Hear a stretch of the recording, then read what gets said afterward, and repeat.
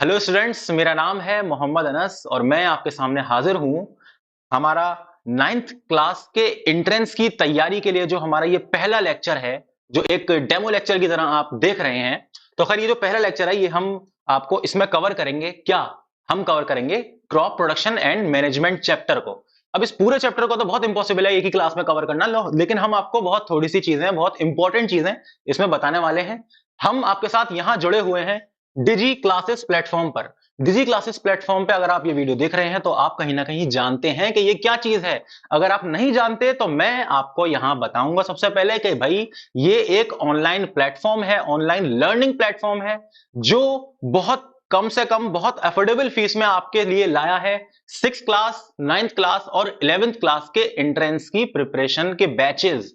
इसमें हम और बहुत सारे अलग अलग टीचर्स, अलग अलग स्पेशलाइज्ड सब्जेक्ट के अलग अलग टीचर्स आपको पढ़ाने वाले हैं ऐसी चीजें जो पढ़ के आपको बहुत ज्यादा सेटिस्फेक्शन मिलेगा। किस चीज का सेटिस्फेक्शन? कि भाई आपका नाम कहीं ना कहीं रखा है या तो एएमयू के स्कूल में या जामिया के स्कूल में या बीएचयू के स्कूल में, केवीएस और एनवीएस की भी हम तैयारी कराते हैं यहाँ पर। तो ये जो वेरियस सेंट्रल यूनिवर्सिटीज के जो स्कूल हैं इसमें 6th क्लास, 9th क्लास और 11th क्लास की हम यहाँ पर आपको तैयारी कराने जा रहे हैं। मेरा नाम है मोहम्मद अनस, मैं हूं आपकी बायोलॉजी फैकल्टी। मैं आपको पढ़ाऊंगा स्पेसिफिकली बायोलॉजी। चलिए, तो जैसा कि आप हमारी स्लाइड में देख रहे हैं भाई, AMU, BHU, JMI 9th class entrance exam preparation हम कहां कराएंगे? डिजी क्लासेस प्लेटफॉर्म पर। अब ये प्लेटफॉर्म का हमारा एप्लीकेशन है, उसको डाउनलोड कीजिए और हमें ज्वाइन करिए। प्लस अगर आप अभी ज्वाइन नहीं करना चाहते, आप देख रहे हैं कभी क्या होता है, किस तरह से टीचर्स यहाँ पे आपको पढ़ाते हैं, तो आप क्या करें? आप हमारे YouTube चैनल को सब्सक्राइब करिए, हमारे YouTube चैनल से हमारे साथ जुड़िए। YouTube चैनल पर जो भी लेक्चर्स आएंगे, जो भी चीजें आएंगी, सब कुछ बिल्कुल फ्री अवेलेबल रहेगा आपके लिए। तो डिजी क्लासेस को सब्सक्राइब करना ना भूलें। तो चलिए, अब हम इसी के साथ, छोटा सा इंट्रोडक्शन हो गया, अब हम इसी के साथ क्या शुरू करते हैं? हम शुरू करते हैं अपना चैप्टर जिसका नाम है क्रॉप प्रोडक्शन एंड मैनेजमेंट। चलिए साहब, तो ये जो क्रॉप प्रोडक्शन और मैनेजमेंट है ये आखिर है क्या चीज? क्रॉप क्या है भाई? क्रॉप फसल। अगर आपका ताल्लुक किसी ऐसे रूरल एरिया से है तो आप देखते होंगे खासतौर से बहुत सारे किसान हैं, वो फसल उगाते हैं, इसीलिए तो उन्हें किसान कहते हैं, फार्मर्स कहते हैं। तो वो क्रॉप का जो प्रोडक्शन करते हैं, ठीक है, फिर उस क्रॉप को प्रोडक्शन कर लिया मतलब कि फसल पूरी उगा ली, फिर उसको मैनेज भी तो करना होता है ना भैया। पूरी फसल उगा ली, बस हो गया हमारा काम, पैसे मिल गए, हो गया, ऐसा कुछ तो करना नहीं होता। हमें मैनेज करना होता है पूरा, मतलब कि हमने अगर क्रॉप उगाई है तो उसका हमें पूरा ख्याल रखना है, पानी कब तक देना है, उसमें कोई कीड़ा ना लग जाए, उसमें फर्टिलाइजर, उसमें मैन्योर अच्छे से डालना है, सारी चीजें करनी है। सीड का हमें ख्याल रखना है, जो हम सीड लगा रहे हैं वो सीड कैसा है कैसा नहीं है। प्लस जब हमारा पूरी एक क्रॉप तैयार हो गई, फिर उसके बाद हम उसे क्या करेंगे? हार्वेस्ट करेंगे। तो उसमें फिर हम सीड का स्टोरेज करेंगे भाई। जो हमारी फसल है, जो ग्रेन है, जो गेहूं का दाना है, चावल का दाना है, उसको हम जमा करेंगे ना अपने पास। अब जमा करके रखेंगे, ऐसा तो नहीं हमने वही फैला रहने दिया, हटाओ जैसे लेना ले लो, ऐसा तो कुछ नहीं करते हम क्या करते हैं? उसको मैनेज करते हैं। तो ये क्रॉप प्रोडक्शन एंड मैनेजमेंट जो चैप्टर है, इसमें हम यही सारी चीजें पढ़ने वाले हैं बच्चों, कि हम किस तरह से क्रॉप को प्रोड्यूस करते हैं और फिर उसको मैनेज करते हैं, क्या क्या स्टेप्स होते हैं इसमें। यानी कि हम पढ़ने वाले हैं बेसिक जो एग्रीकल्चर है। जो एग्रीकल्चर है वो है क्या चीज आखिर? तो आप देखिए यहां पर, एग्रीकल्चर क्या है? The applied branch of biology. Agriculture एक बेसिकली अप्लाइड ब्रांच है। अप्लाइड का मतलब कि इसके अंदर आपको थ्योरी वाली चीजें नहीं है, इसमें आपको थ्योरेटिकल तो पढ़ना ही पढ़ना है। मतलब कि हमने कह दिया अरे भाई ये वाली बात ठीक है, हाँ ठीक है, रटना नहीं है, इसमें आपको अप्लाई करनी है वो चीज। आपको फील्ड पर जाना है, आपको काम करना है, आपको पूरा एक सीड लगाना है, फिर उसे उगाना है। तो ये क्या है? इस तरह की जो ब्रांचेस होती हैं स्टडीज की, जिसमें हम प्रैक्टिकली ज्यादा चीजों को समझते हैं, उसे हम कहते हैं अप्लाइड साइंसेज या फिर अप्लाइड ब्रांच। ठीक है, अब ये जो ब्रांच है इसमें किस चीज की ब्रांच है भाई? मैं आपके सामने मोहम्मद अनस आपके सामने खड़ा हूं, क्या पढ़ा रहा हूं आपको? आपको बायोलॉजी पढ़ा रहा हूं। तो बायोलॉजी की तो ब्रांच है भैया ये। जो ब्रांच हमारी है किसकी है? बायोलॉजी। विच डील्स, ये क्या करती है? विच deals with cultivation of plants and rearing of animals is called agriculture. तो एग्रीकल्चर की डेफिनेशन हमारे पास क्या आई बच्चों? कि भाई ये एक अप्लाइड ब्रांच है बायोलॉजी की, जो कि क्या करती है? इसमें हम क्या पढ़ते हैं? इसमें हम कल्टीवेशन के बारे में पढ़ते हैं कि किस तरह से हम अपने प्लांट्स को कल्टीवेट करेंगे, ग्रो कराएंगे। ठीक है, और हम इसमें पढ़ते हैं rearing of animals is called agriculture. मतलब कि जो एनिमल्स है भाई, मुर्गी फार्म आपने देखा होगा, है ना? आपने जो एपीकल्चर होता है, मतलब कि बी फार्म होते हैं, जो मधुमक्खी होती है ना, बी, तो हनी निकालने के लिए बहुत सारे किसान क्या है, ये जानवर भी पालते हैं। क्यों? उनके कॉमर्शियल फायदे के लिए, ताकि उनका उनका मीट, उनके अंडे, जो भी चीजें जो वो देते हैं इंपॉर्टेंट चीज, उसको वो बेच सकें और अपना घर चला सकें और हमारा भी पेट भर सके। ठीक है, तो चलिए यही जो चीज है क्या है, इसी को तो हम एग्रीकल्चर कहते हैं ना। एग्रीकल्चर सिर्फ और सिर्फ क्रॉप के बेसिस पर तो नहीं है, एग्रीकल्चर तो एनिमल्स की रेयरिंग, उनका देखभाल, एक बड़े उसके अंदर हम उनकी देखभाल करते हैं, फिर उन्हें बेचते हैं, कॉमर्शियली हम उनका इस्तेमाल करते हैं। ठीक है, generally the art of practice of cultivating land is referred as agriculture. अब देखिए, अब आपको तो यही पता है कि एग्रीकल्चर क्या है, मतलब कि एक किसान है, उसने उसकी एक जमीन है, उस पर उसने फसल उगा दी है, तो जनरली तो यही है बच्चों, बिल्कुल सही बात है, ठीक है। The branch of agriculture which deals with food, देखिए, food health and management of animals is known as animal husbandry. अब हम, ये सबसे आखिर की चीज है, इसको भी हम पढ़ने आए हैं कि भाई एनिमल हस्बेंड्री क्या होती है। एनिमल हस्बेंड्री भी एक क्या है, एक ब्रांच है। ये किसकी ब्रांच है? ये एग्रीकल्चर की ही एक ब्रांच है, जिसके अंदर हम खासतौर से food health and management of animals के बारे में हम पढ़ते हैं। हम पढ़ते हैं इसमें कि एनिमल जो है, उन एनिमल से हमें किस किस तरह का फूड मिलता है हम उन एनिमल्स को किस किस तरह से मैनेज करते हैं, ठीक है, उनका जो हम कल्चर करते हैं, जैसे हमने मुर्गी फार्म खोल लिया है, हमने बी को पाल लिया है, तो हम उसको किस तरह से मैनेज करेंगे, क्या करेंगे, इस पे भी हमारे अच्छे खासे सवाल आते हैं, ठीक है।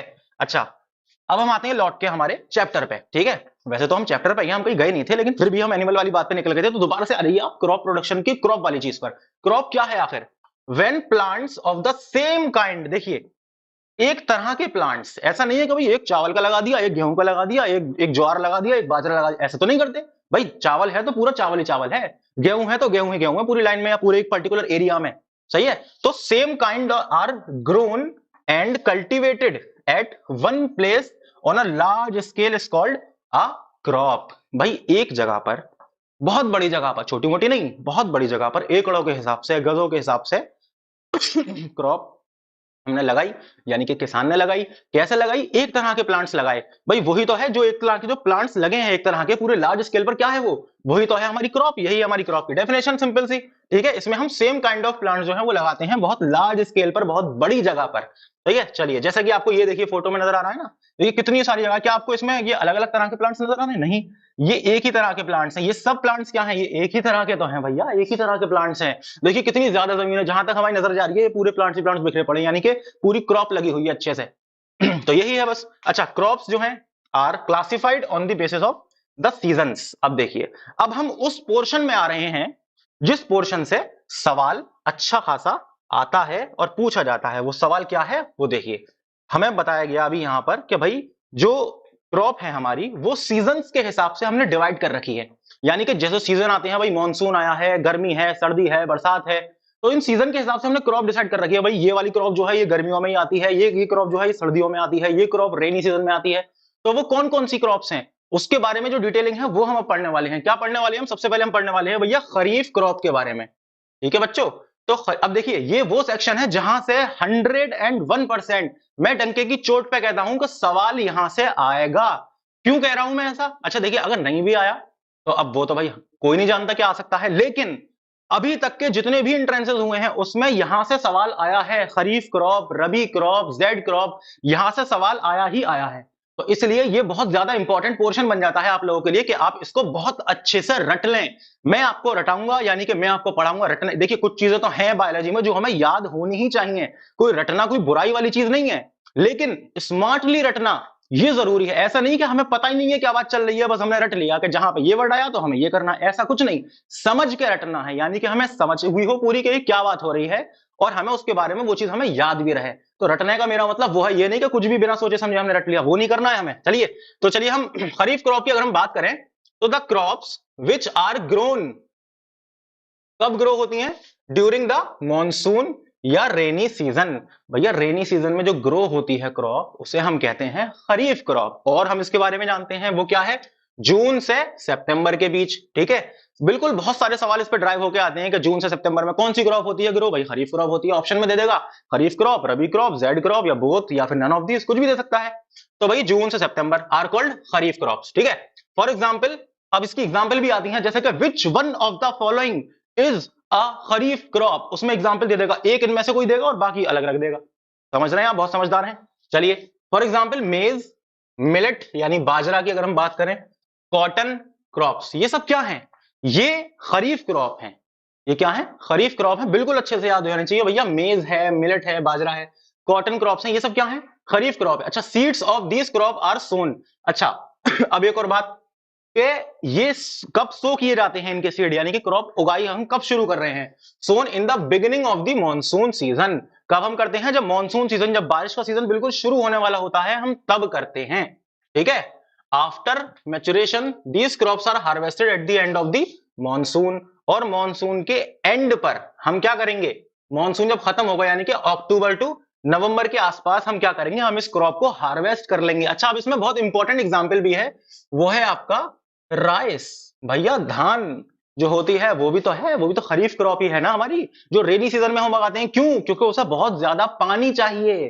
ठीक है, चलिए तो जो अच्छा एक तो सवाल इस यहां पर यह आता है कि जो खरीफ क्रॉप है वो कौन से सीजन में उसके सीड लगाए जाते हैं, सो किए जाते हैं। ठीक है भाई, हमें पता चल गया कि ये कब की क्रॉप है, ये जून टू सितंबर वाली क्रॉप है। ठीक है, इसके जो वो क्या कहते हैं वो किए जाते हैं, ग्रो तब किए जाते हैं। लेकिन अब ये काटी कब जाती है, हमने उगा ली, अब ये काटी कब जाएगी, यानी हार्वेस्ट कब हम करते हैं, हम इसे हार्वेस्ट कब करेंगे, एंड ऑफ द मॉनसून में, यानी कि अक्टूबर टू नवंबर तक हम इसे हार्वेस्ट कर लेंगे। ठीक है, ये चीजें बहुत अच्छे से क्लियर होनी चाहिए। अच्छा, अगली चीज क्या है, जो अगली क्रॉप है हमारी जो सीजन के बेस पर डिपेंड थी, वो है रबी क्रॉप। खरीफ क्रॉप हमने पढ़ लिया अच्छे से, अब रबी क्रॉप के बारे में हम थोड़ा जान लें। क्या है बच्चों, crops which are grown during the winter season, जो सर्दियों में क्रॉप ग्रो होती है, सर्दियों में जब लगाई जाती है, यानी कि अक्टूबर टू मार्च तक, आर कॉल्ड रबी क्रॉप्स। ठीक है, जो सर्दी वाली क्रॉप है, देखिए मॉनसून वाली आपको समझ में आ गया, सर्दी वाली हमारी कौन सी है, वो है rabi crop. For example wheat, gram, mustard. ठीक है, यानी कि गेहूं है, ग्राम है, जो क्या कहते हैं चना है, मस्टर्ड है, सरसों है। तो ये सब कब लगाई जाती है, ये लगाई जाती है आपकी विंटर सीजन में। ये विंटर सीजन में तो यानी कि कौन सी क्रॉप है, रबी क्रॉप। ठीक है, यानी कि अक्टूबर टू मार्च तक इसका वक्त होता है। Seeds of these crops are sown in the beginning of the winter season. Winter season जैसे ही शुरू होता है, इसके सीड्स हम लगा देते हैं। यहां पे हमसे मुराद है जो फार्मर्स हैं, जिनको उगानी होती है क्रॉप। ठीक है, आफ्टर मैच्योरेशन ऑफ क्रॉप, अब देखिए क्रॉप जो है हमारी मैच्योर हो गई, यानी कि सीड बड़े हो गए, उसके ग्रेन्स आ गए, चावल आ गया उस पर, या फिर हम चलिए चावल की ये बात हम नहीं करेंगे क्योंकि चावल तो हमारी खरीफ क्रॉप है। मान लीजिए गेहूं का दाना इस पर आ गया, हमारा मैच्योर हो गई हमारी क्रॉप, तो हम उसे क्या करेंगे, हार्वेस्ट करेंगे।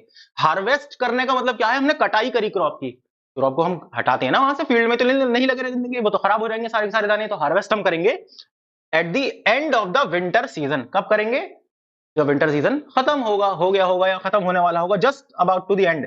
तो अप्रैल टू मई में हम क्या कर लेते हैं, इसको हार्वेस्ट कर लेते हैं। तो कौन सी क्रॉप को हम कब हार्वेस्ट करते हैं, कब उसे सो करते हैं उसके सीड, यानी कि कब लगाते हैं, ये दोनों चीजें हमें बहुत अच्छे से क्लियर होना चाहिए। ठीक है, अच्छा अगली है आपकी जेड क्रॉप। जेड क्रॉप के बारे में ये सिलेबस में तो नहीं है, बट ये पूछी जाती है, क्योंकि जेड क्रॉप थोड़ी अतरंगी टाइप की क्रॉप है। कैसे, ये देखिए, जेड क्रॉप जो है इसे हम कहते हैं, इसका दूसरा नाम है समर क्रॉप। भाई सर्दियों में ही तो आप ककड़ी का मजा लेते हैं, सर्दियों में ही तो वाटरमेलन, मस्क मेलन, ये सब चीजें, सॉरी गर्मियों में ही तो आती हैं, नॉट सर्दी, गर्मी में ही तो आती हैं। तो जो जेड क्रॉप है वो क्या है हमारी, वो है summer crop. The crops grown in the summer season. ठीक है, समर में, सर्दियों में नहीं, समर में, समर का मतलब गर्मी, कॉल्ड जेड क्रॉप्स। जैसे कि मूंग है, मस्क मेलन है, वाटरमेलन है, कुकम्बर है, गार्ड है, बिटर गार्ड है, ये सब क्या है एग्जाम्पल, ये सब एग्जाम्पल हैं आपकी जेड क्रॉप की। तो जेड क्रॉप जो है वो समर क्रॉप है, विंटर क्रॉप है हमारी रबी क्रॉप, और खरीफ क्रॉप क्या है हमारी, ये मॉनसून रेनी सीजन वाली, जब पानी पड़ता है आसमान से, रेन होती है, वर्षा होती है, बारिश होती है, रिमझिम रिमझिम, तब जाके हमारी जो खरीफ क्रॉप है वो लगाई जाती है। ठीक है, समझ में आ गई आपको ये बात। अब जरा ये देखिए, ये जो एक छोटा सा टेबल है, ये टेबल आपको क्या बताएगा, जो हमने पढ़ा उसी चीज को हम थोड़ा सा समराइज कर लेते हैं कि हमने क्या पढ़ा। क्यों, क्योंकि ये चीज इंपॉर्टेंट है बहुत। ये जो टेबल आपको नजर आ रही है ना, इस पिक्चर में से सवाल आपका आना है, 99.9% चांस है कि आपका आना है सवाल। तो ये देखिए, रबी क्रॉप क्या है, सो कब की जाती है, अक्टूबर टू दिसंबर। ठीक है, अच्छा देखिए, महीने जो है वो बिल्कुल एग्जैक्ट नहीं है, आसपास हो सकते हैं, लेकिन ऑप्शंस में आपके बिल्कुल अच्छा खासा गैप आएगा, तो आप फिक्र ना करें। ठीक है, अक्टूबर दिसंबर। हार्वेस्ट कब करी जाती है, अप्रैल टू जून। ठीक है, रबी क्रॉप हमारी हो गई। ठीक है, टाइम पीरियड हमने देख लिया कि कौन सा टाइम पीरियड में कब सो करी जाती है। सो करने का मतलब लगाना, बीज बीज बोना, और हार्वेस्ट करने का मतलब उसे कटाई करना क्रॉप की। ठीक है, कब करते हैं हम रबी क्रॉप को, देख लिया हमने, क्या है, व्हीट, बार्ले, पीज, ग्राम, मस्टर्ड एटसेट्रा। ये क्या है, जो क्रॉप्स हैं, जो एग्जाम्पल हैं, हम जिसकी बात कर रहे हैं, जो रबी क्रॉप है उसकी एग्जाम्पल क्या है, उसकी एग्जाम्पल ये है, क्योंकि एग्जाम्पल भी पूछते हैं।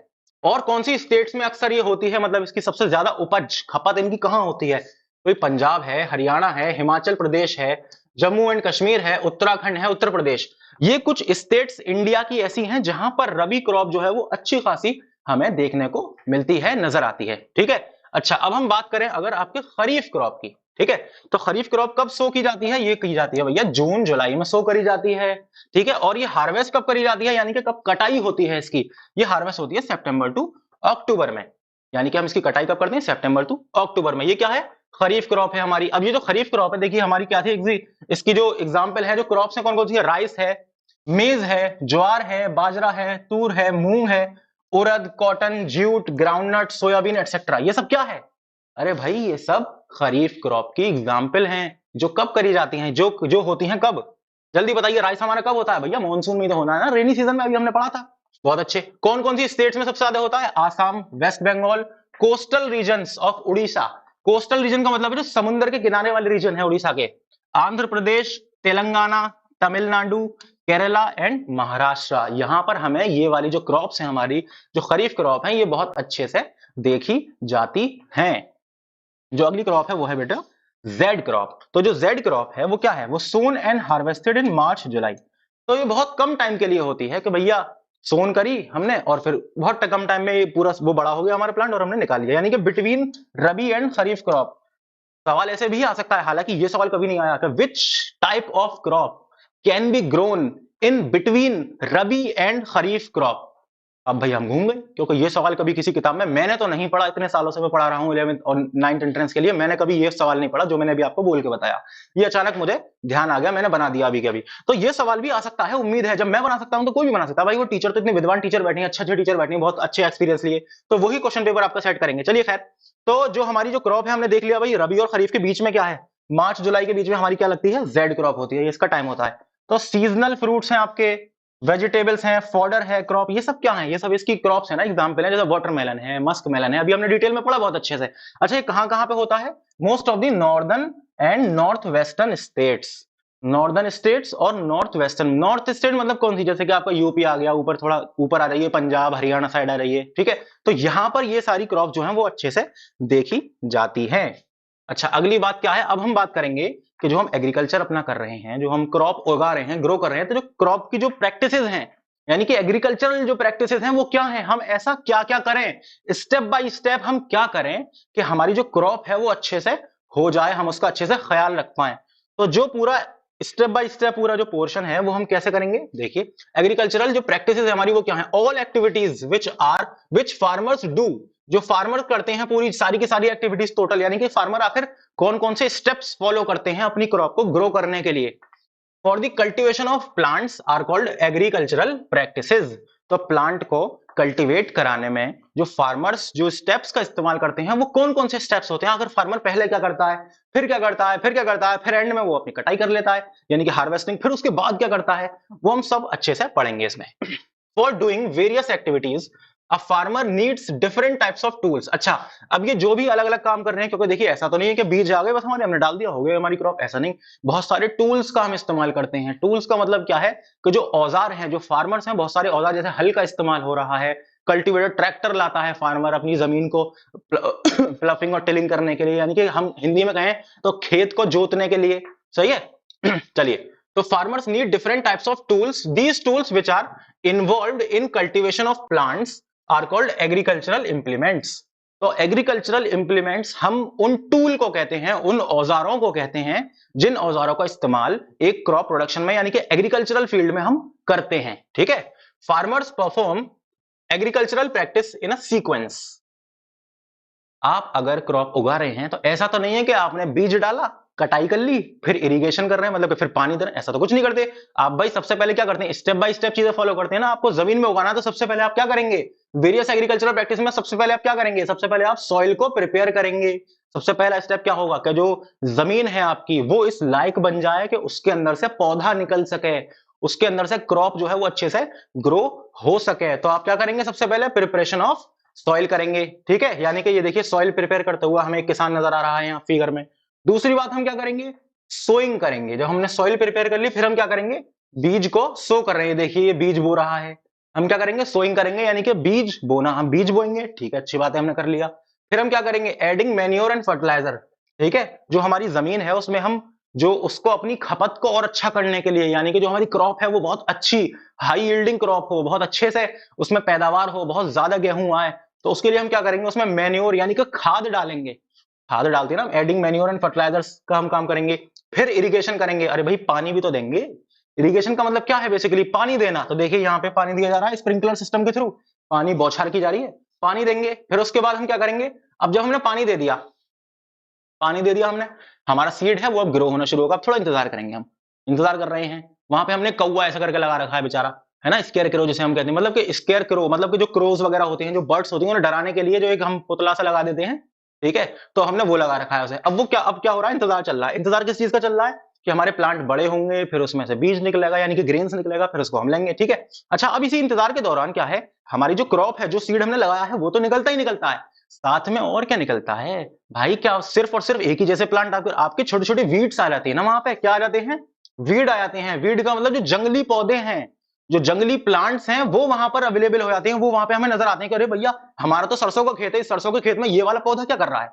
तो वो पौधा क्या कर रहा है, वो ये कर रहा है कि वो आपके सरसों का नुकसान कर रहा है। कैसे नुकसान कर रहा है भाई, उसी जमीन के अंदर आपकी सरसों है, यानी कि सरसों का पौधा है, यानी कि किसका पौधा, किसकी बात कर रहा हूं, मस्टर्ड की, ठीक है। और उसी जमीन के अंदर जो है, जो वीड, जो प्लांट है हमारा, वीड का मतलब अनवांटेड प्लांट, हम चाहते ही नहीं कि वो प्लांट वहां मौजूद हो, जो अनवांटेड प्लांट है वो हमारा वहां मौजूद है। तो जब वो मौजूद है, तो जो खाना पीना है हमारे प्लांट के लिए, वो खाना पीना कौन खाएगा, वो वीड भी तो लेगा ना। तो यानी कि कहीं ना कहीं वो भी शेयरिंग करेगा खाने पीने की, न्यूट्रिएंट्स की। खाने पीना मतलब न्यूट्रिएंट्स, ऐसा नहीं है वहां पे चिकन और मटन और बिरयानी चल रही है, ऐसा कुछ नहीं है। तो वहां पे जो जो न्यूट्रिएंट्स हैं सॉइल के अंदर मौजूद, तो वो, और प्लस जब वो बड़ा हो, मान लीजिए कोई हमारा ऐसा वीड निकल गया है जिसके बहुत बड़े बड़े पत्ते होते हैं, तो उसके बड़े बड़े जब पत्ते होंगे, तो वो हमारा पौधा है, उसको उसके धूप आने से रोकेगा ना। अब सनलाइट तो बहुत जरूरी होती है, किस चीज के लिए, दिमाग दौड़ाइए दौड़ाइए, फोटोसिंथेसिस के लिए, बहुत बढ़िया। तो फोटोसिंथेसिस के लिए फोटोसिंथेसिस तो बहुत जरूरी है हर प्लांट के लिए। तो जो हमारा वीड उग आया, तो फोटोसिंथेसिस को क्या वो होने देगा अच्छे से, कहीं ना कहीं बाधा तो डालेगा उसके अंदर, कहीं ना कहीं रुकावट डालेगा, प्लस न्यूट्रिएंट्स भी खींचेगा जो प्लांट के पास जाने हैं। तो यानी कि हमारे प्लांट की हेल्थ पर अफेक्ट करेगा वो प्लांट, यानी कि इसीलिए हम प्रोटेक्ट करेंगे अपने प्लांट्स को, किससे, वीड्स से। अब कैसे प्रोटेक्ट करेंगे, उसके लिए आप हमारे साथ बने रहिए, आपको पता चल जाएगा। चलिए बहुत बढ़िया, फिर एंड में चलिए, अब हमने प्रोटेक्ट कर लिया, फिर क्या करेंगे, फिर हम अपनी, जो हमारा प्लांट है, हमारे सारे बड़े हो गए, हमारी क्रॉप जो है वो बिल्कुल पक गई, मैच्योर हो गई, फिर उसके बाद हम उसको हार्वेस्ट करेंगे, काटेंगे, उसकी कटाई करेंगे, उसे हम कहते हैं हार्वेस्टिंग। हार्वेस्टिंग कैसे करेंगे, कौन कौन से टूल्स इस्तेमाल करेंगे, सब हम डिटेल में यहाँ पे पढ़ेंगे, बने रहिए। फिर एंड में जब हमने अपने सीड निकाल लिए, अपने ग्रेन्स में से हमने उसकी सीड को हमने अलग कर लिया, फिर उसको स्टोर भी तो करना है। अब स्टोर करने का क्या तरीका है, स्टोरेज में हमें किस किस चीज का ख्याल रखना चाहिए, वो हम पढ़ेंगे स्टोरेज के अंदर, ठीक है। तो ये हमने पूरा का पूरा, जो पूरी की पूरी जो एग्रीकल्चरल प्रैक्टिसेस हमें जो करनी है, जो फार्मर, देखिए आप ये समझिए कि आपको ही काम करना है, इस तरह से करके सीखेंगे तो आपको बहुत अच्छे से क्लियर हो जाएंगी चीजें। आप समझिए, आपका एक टास्क है, अगर आपको एएमयू में, जेएमआई में, बीएचयू में अपना नाम लाना है, तो आपको भैया फील्ड पे काम करना पड़ेगा, आपको फार्मर बनना पड़ेगा। आपको देखना पड़ेगा कि जो देश का किसान है वो किस तरह से, कितनी मेहनत करके आपके लिए जो खाना है वो पहुंचा रहा है, आपके लिए जो दाना है, जो आप 2 मिनट में जाते हैं और दुकान से ले आते हैं, वो वहां दुकान तक कितनी मेहनत से पहुंच रहा है, आपको देखना होगा। तो उसके लिए आप अपने आप को एक किसान समझिए, और किसान समझकर आप इसको पढ़िए कि भाई आपको सीखना है, ये चीज बहुत जरूरी है, तभी हमें मजा आएगा ऐसे पढ़ने में। तो हम सबसे पहले सॉइल को प्रिपेयर करेंगे, फिर सोइंग करेंगे, यानी कि हमने क्या कर दिया, सीड को सो कर दिया, फिर हम एडिंग मैन्योर एंड फर्टिलाइजर डालेंगे, फिर इरिगेशन यानी कि पानी लगाएंगे। हमने वीड से प्रोटेक्ट कर लिया अपने प्लांट्स को, हमने हार्वेस्ट कर लिया, हमने कटाई कर ली, फिर उसके बाद हमने क्या कर दिया, स्टोरेज का काम कर दिया, ठीक है। हार्वेस्टिंग देखिए, कटाई हो रही है मशीन के थ्रू, और ये सारी की सारी एग्रीकल्चरल प्रैक्टिस के फोटो आप देख रहे हैं। उसके बाद हम क्या करेंगे बच्चों, चलिए उसके बाद हम क्या करेंगे, ये जब थोड़ा सा इस चीज पर विराम लगाते हैं, हम ये देखते हैं कि जो हमारे एग्रीकल्चरल इंप्लीमेंट्स हैं वो क्या क्या होते हैं। इंप्लीमेंट्स का मतलब मैंने क्या बताया था, मैंने बताया था जो टूल्स हैं, क्या है, जो टूल्स हैं। तो टूल्स क्या है, देखिए सबसे पहले क्या है हमारे पास, प्लफ है, हो है, कल्टीवेटर है और सीड ड्रिल है। आप इन फोटोज को देखिए, सबसे पहले हम प्लफ की बात करें, द प्लफ, ये क्या है, ये है आपका प्लफ, जिसे हम क्या कहते हैं, हम कहते हैं हल। कहते हैं ना भाई, किसान जो है वो हल जोतता है, जो बैल लगे हुए, देखिए ये बैल है, ये क्या है आपके बैल दो, और ये रहा आपका हल बंधा हुआ है, देखिए यहाँ पे देख रहे हैं किस तरह से जमीन को क्या किया जा रहा है, प्लफ किया जा रहा है, प्लफिंग चल रही है, ठीक है। तो ये जो एग्रीकल्चरल टूल्स हैं उसका इस्तेमाल हो रहा है। हो क्या है, हो ये रहा आपका, ये यहाँ से आपको क्या किया जाता है, जमीन को प्लफ किया जाता है, यहाँ से जो मिट्टी है वो खोदी जाती है, उसके अंदर एरेशन के लिए जगह बनाई जाती है। ये ग्रिप है, यहाँ से हम पकड़ते हैं, ठीक है। ये रॉड है, इसकी बीम, ये इसका हैंडल, बेंट प्लेट, ये मेटल की प्लेट होती है, कैसी होती है, मेटल की प्लेट होती है ये। अभी हम डिटेल में और आगे बहुत अच्छे से पढ़ेंगे। देखिए ये वाला जो है ना, ये जो प्लफ शेयर है हमारा, ये वाला हिस्सा भी इसका क्या होता है, मेटल का होता है। क्यों मेटल का है भाई? लकड़ी का होगा तो वो गल भी सकता है, टूट भी सकता है। मेटल का है, मजबूत है, तो बहुत अच्छे से जमीन को खोदेगा, यानी कि प्लफ करेगा, टिलिंग करेगा, उसकी जो मिट्टी है उसको थोड़ा सा खोद के बाहर निकालेगा, जिसकी वजह से आराम से सीड डालने के लिए जगह बन जाए। अब देखिए, अब जो आजकल जो इस्तेमाल हो रहा है वो कल्टीवेटर का भी तो इस्तेमाल हो रहा है भैया। ट्रैक्टर चलते हैं पूरी फील्ड के अंदर, यानी खेत की जुताई किससे हो रही है? ट्रैक्टर से। ये बैल वाले जमाने तो ऑलमोस्ट जाता जा रहा है। तो ये जो आपको मशीन नजर आ रही है ना यहाँ पर, कल्टीवेटर, ये ट्रैक्टर जो है इससे बना हुआ है हमारा कल्टीवेटर। इससे ही पूरी की पूरी जो जमीन है वो आपकी थोड़ी सी प्लफिंग यहाँ पर चल रही है, जो प्रोसेस है प्लफिंग का वो चल रहा है। अब देखिए यहाँ पर आपको क्या नजर आ रहा है? ये देखिए किसान है, ये बैल बैल से बंधा हुआ है। ये क्या है? सीड ड्रिल है। यहाँ पे क्या है? एक फनल है, एक फनल है यहाँ पे। एक देखिए ये रहा हमारा फनल। तो इस फनल में जो किसान है ये सीड डाले चला रहा है, सीड डाल रहा है। तो ये सीड ड्रिलिंग, यानी कि वो किसान क्या करता है, उस एक फनल है, यानी फनल मतलब क्या होती है? एक तरह की कुप्पी है ना, कुप्पी जो होती है जिसमें आप तेल वेल करते हैं ताकि तेल गिरे ना इधर उधर। थोड़ा सा हल्का सा वो बोतल होती है, उसमें हम फनल लगाते हैं, कुप्पी लगाते हैं, फिर हम तेल डालते हैं। ठीक है, तो इसी तरह से सीड ड्रिलिंग पहले चलती थी। ये हमारा कौन सा मेथड था? ये ट्रेडिशनल मेथड था हमारा सीड ड्रिलिंग का, यानी कि सीड को जमीन के अंदर बोने का, सोइंग का एक मेथड था। तो उसमें हम इसका इस्तेमाल करते थे। ठीक है, प्लस आजकल तो क्या हो रहा है? आजकल सीड ड्रिल का इस्तेमाल हो रहा है। देखिए ये मशीन देख रहे हैं आप, इसी के अंदर सीड होते हैं और यहीं से जो सीड है वो एक पर्टिकुलर जगह पर, मतलब कि एक इक्वल डिस्टेंस पर सीड जो है वो सो होते चले जाते हैं।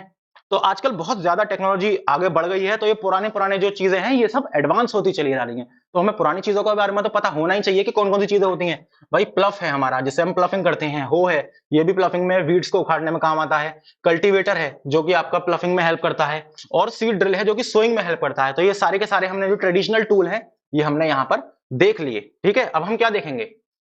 हाँ अब हम बात करेंगे थोड़ी डिटेल में इन्हीं के बारे में, जो हमने अभी पढ़ा उसको थोड़ा और डिटेल में हम बात करेंगे। हम कैसे बात करेंगे, क्या बात करेंगे? देखिए, प्रिपरेशन ऑफ सॉइल जो हमारा पहला स्टेप था वो था सॉइल प्रिपेयर करने वाला। तो जो सॉइल हमारी प्रिपेयर हो रही है बच्चों यहाँ पर, वो कैसे हो रही है, किसके थ्रू हो रही है? वो हो रही है भैया, इधर देखिए आप, before sowing the crop seeds, मतलब के बीज डालने से पहले, सो करने से पहले, the soil of field, the soil of field is loosened. देखिए लूज करी जाती है पहले सॉइल, पूरी बिल्कुल ठोस मिट्टी हो उसकी। अगर ठोस मिट्टी है हमारी तो हमारा जो सीड है वो अच्छे से नहीं पनपेगा, सीड में जर्मिनेशन नहीं होगा। सीड जर्मिनेशन क्या होता है? नया नया टर्म आ गया आपके लिए, बताएंगे ब्रेक के बाद। और ये ब्रेक क्या है? खत्म ब्रेक चलिए, तो जो हमारी लूज हो गई, हमने क्या किया? हम सॉइल को क्या कर रहे हैं? प्रिपेयर कर रहे हैं। सॉइल को प्रिपेयर का मतलब क्या है कि हम सॉइल को लूज कर रहे हैं। क्यों लूज कर रहे हैं? ताकि उसके अंदर हवा आ सके। अब हवा हमें क्यों देनी है उसमें? इसलिए देनी है क्योंकि उसमें बैक्टीरिया आएंगे, उसमें नाइट्रोजन फिक्सेशन होगा, उसमें बहुत सारे माइक्रो ऑर्गेनिज्म आएंगे जो उसको बहुत अच्छे से उसकी रूट्स के अंदर जाएंगे और हेल्प करेंगे प्लांट को ग्रो करने में, न्यूट्रिएंट्स वहां पे प्रोवाइड करने में। ये सारी चीजें डिटेल में हम पढ़ेंगे, डोंट वरी अबाउट दैट, फिक्र ना करें आप। फिलहाल हम टॉपिक बाय टॉपिक पढ़ रहे हैं, तो हम प्रिपरेशन ऑफ सॉइल की बात कर रहे हैं। तो सोइंग से पहले, सीड को बोने से पहले हम सॉइल को क्या करते हैं? लूज करते हैं और फिर ओवरटर्न करते हैं, यानी कि हम क्या करते हैं? एक के ऊपर एक चढ़ाते हैं इस तरह से, जिससे कि हवा अच्छे से, जो सतह है हमारी, जो सरफेस है, उस पर हवा बहुत अच्छे से घुस जाए। अब हवा जब आ जाएगी उसमें, यानी कि उसके पार्टिकल के बीच में जब हवा आ जाएगी, तो वहां पर बैक्टीरिया हैं बहुत सारे जो नाइट्रोजन फिक्सेशन करेंगे, वो अपना काम बहुत अच्छे से कर पाएंगे। तो this process is called ploughing and tilling. ठीक है, तो जो मैं इतनी देर से बात कर रहा हूं, फील्ड को जो हम क्या कर रहे हैं, हम जो जो जो किसान जो है वो क्या हल हल से क्या करता है? खेत को जोतता है, मतलब कि जो सॉइल है वहां की उसको क्या कर रहा है? वो ओवरटर्न कर रहा है, सॉइल को ढीला कर रहा है, अगर देखा जाए तो लूज कर रहा है। तो इस प्रोसेस को हम कहते हैं टिलिंग और प्लफिंग। और ये चीज कई बार अलीगढ़ मुस्लिम यूनिवर्सिटी के अंदर पूछी गई है कि प्लफिंग और टिलिंग आखिर होता क्या है। और यही बस डेफिनेशन है, वही आ जाती है नीचे। ऑप्शन होता है, ऑप्शन क्या होता है कि जैसे मान लीजिए डेफिनेशन लिख दी और ऑप्शन पूछ लिया, this is called ploughing, tilling, या बोथ, या नन ऑफ दीज। अक्सर इसका जवाब बोथ है, क्योंकि जवाब जो है वो बोथ है, क्योंकि प्लफिंग और टिलिंग जो है वो एक ही चीज है। टिलिंग का मतलब सॉइल को ऊपर नीचे करना, टर्न करना, और प्लफिंग करना वो भी ऐसे करते हैं हम। ठीक है, ये देखिए आप देख रहे हैं ट्रैक्टर है, और ये ट्रैक्टर क्या कर रहा है? ये सॉइल को टर्न ही तो कर रहा है भैया, इस सॉइल को थोड़ा ऊपर नीचे कर रहा है, उसके मिला रहा है उसको अच्छे से। क्यों? ताकि इसके अंदर हवा जा सके। ये देखिए यहाँ पे किसान है, ये ट्रैक्टर है, यहाँ पर भी सेम काम हो रहा है। तो various agricultural practices and tools हम पढ़ रहे हैं। उसमें सबसे पहला जो हमारा टॉपिक था, जो सबसे पहली चीज थी, हमने क्या किया? जब हम क्रॉप लगाएंगे तो सबसे पहले हम जमीन को तैयार करेंगे, यानी कि सॉइल को तैयार करेंगे। उसको, उस प्रोसेस को हम, जिस प्रोसेस के थ्रू हम तैयार करेंगे, हम उसे कहते हैं टिलिंग या प्लफिंग। अगली चीज, अब हम पढ़ेंगे स्पेसिफिकली प्लफ के बारे में कि जो प्लफ है वो क्या काम करता है। अभी हमने देखा था प्लफ जो ट्रेडिशनल हमारा टूल है, यानी कि जो हल है जो आपको नजर आ रहा है, ये कैसे काम कर रहा है। तो देखिए प्लफ क्या है? A large farming implement with one और मोर ब्लेड्स। देखिए यहां तो एक ही ब्लेड है, लेकिन ज्यादा भी हो सकते हैं। ठीक है, जो आपने देखा ना ट्रैक्टर के पीछे लगा हुआ था पूरा, उसमें बहुत सारे ब्लेड्स थे। Blades fixed in a frame, एक फ्रेम से लगा हुए हैं, वो अटैच्ड है। Use to turn over, turn over का मतलब पलटना, उलट पलट करना। Turn over and cut furrows in soil, furrows क्या है?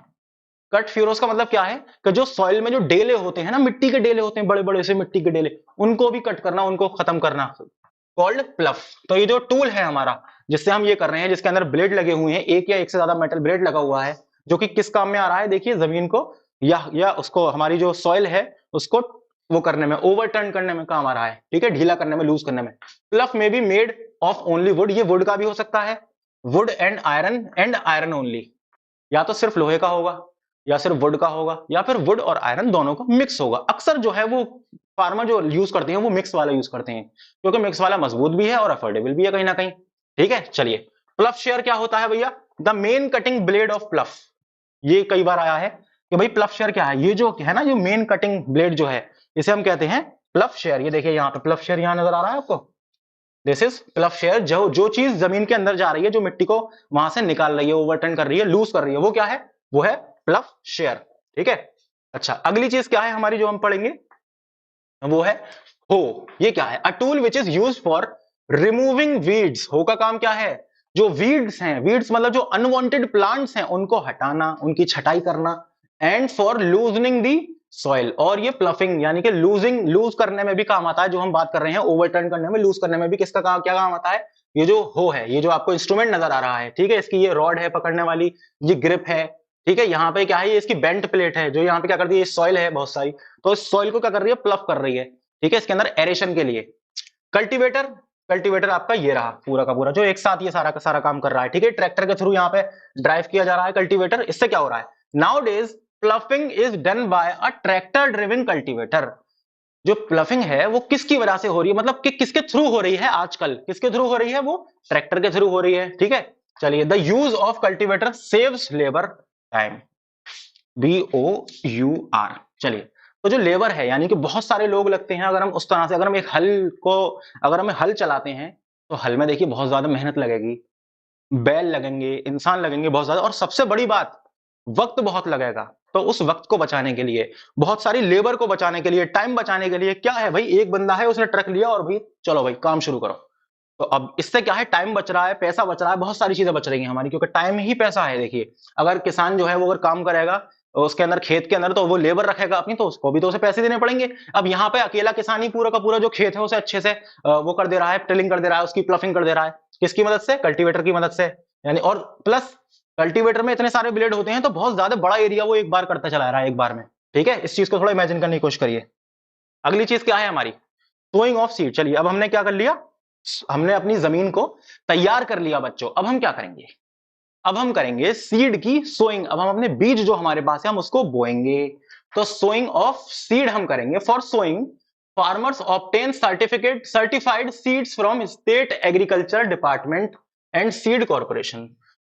जो सरकार के जो विभाग होते हैं, जो सीड कॉर्पोरेशन है, या फिर जो दुकानें हैं जो सीड्स बेचती हैं, तो वहां से फार्मर जो है क्या है? वो सीड लेकर आया, ठीक है। समटाइम्स, लेकिन कभी कभी क्या होता है? Farmer also select seed from their own crop. कभी कभी क्या होता है कि सीड जो है वो फार्मर की पिछली जो क्रॉप थी, मान लो अब भी उसे वही लगानी है अपनी दूसरी जमीन पर या उसी जमीन पर, तो वो अपनी क्रॉप के सीड बचा के रख लेता है और फिर वो बाद में लगा देता है। यानी कि अपनी ही क्रॉप से सीड निकाल के एक नई क्रॉप बनाएगा, यानी कि दूसरी क्रॉप बनाएगा अगले सीजन में उसे ग्रो कराने के लिए। वो सीड्स को अपने पास थोड़ा जमा कर लेता है ताकि वो और उसको ग्रो करा सके बाद में, ठीक है।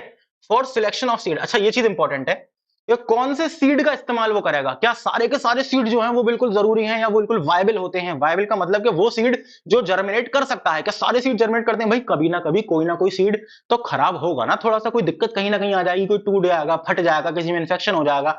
तो इसका टेस्ट कैसे करे फार्मर? तो कुछ नहीं करना होता बच्चों, बड़ी आसान सी चीज है। क्या है? For selection of seeds, most of the crop seeds are put into a bucket of water. एक बाल्टी में भरा पानी, उसमें डाल दिए हमने अपने सीड्स। फिर क्या हुआ? फिर ये हुआ कि the seeds which float on water, जो सीड हमें ऊपर तैरते हुए नजर आ गए, तो जब नजर आ गए तैरते हुए, यानी कि वो सीड कहीं ना कहीं उनके अंदर हवा है, ब्योयंसी की वजह से वो ऊपर आ गए। यानी वो सीड कैसे हैं? सही है या खराब है? तो सोचिए क्या है, सही है खराब है? वो सीड खराब है, बिल्कुल सही कहा आपने। फ्लोट ऑन वाटर, जो पानी में तैरते हुए नजर आ गए, वो है खराब सीड। तो उन्हें क्या कर दिया फार्मर ने? रिजेक्ट कर दिया। जो सीड उसके अंदर बैठे रह गए, उन सीड्स को आगे फिर सो के लिए इस्तेमाल किया। दीज सीड्स आर डिफेक्टिव, तो ये वो सीड हैं जो तैरते हुए ऊपर आ गए, वो सीड्स कैसे हैं, वो डिफेक्टिव सीड है, यानी खराब है।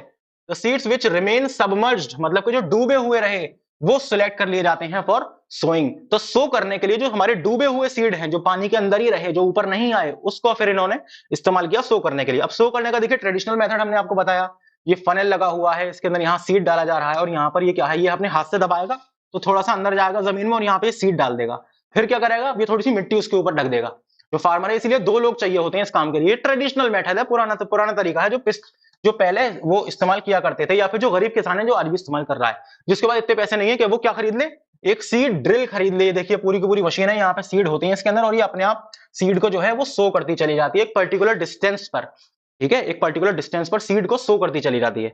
तो हमने बात कर ली यहाँ पे सोइंग की। अब हम क्या बात करेंगे, अब हम बात करेंगे एडिंग मैन्योर एंड फर्टिलाइजर के बारे में। अब ये क्या है, मैन्योर क्या है, आपकी जो खाद है, जो खाद होती है ना भाई, गोबर वगैरह ये सब क्या है, खाद है, खाद की तरह हम इस्तेमाल करते हैं, ये है मैन्योर।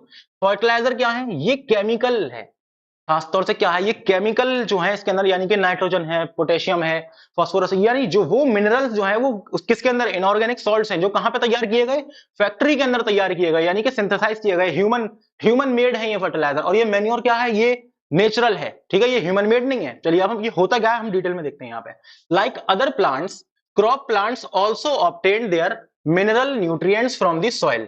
तो मिनरल न्यूट्रिएंट जो है वो भी सॉइल में से ही लेगा, जो जैसे सारे प्लांट लेते हैं ऐसे ही जो हमारा क्रॉप प्लांट है वो भी लेगा, सही बात है। Continuous growing of crop in the field causes deficiency of mineral nutrients in the soil. अब ये चीज सुनिए, थोड़ी सी टेढ़ी हो सकती है आपके लिए, लेकिन सुनिए। एक जमीन है, मैंने गेहूं उगाया।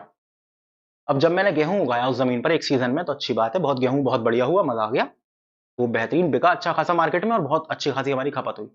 अगले सीजन में मैंने दोबारा उसी जमीन पर गेहूं उगा दिया बिना गैप के, मतलब कंटिन्यू फौरन अगला सीजन शुरू हुआ और मैंने फिर गेहूं उगा दिया। चलिए ठीक है, अब भी ठीक ठाक हुआ।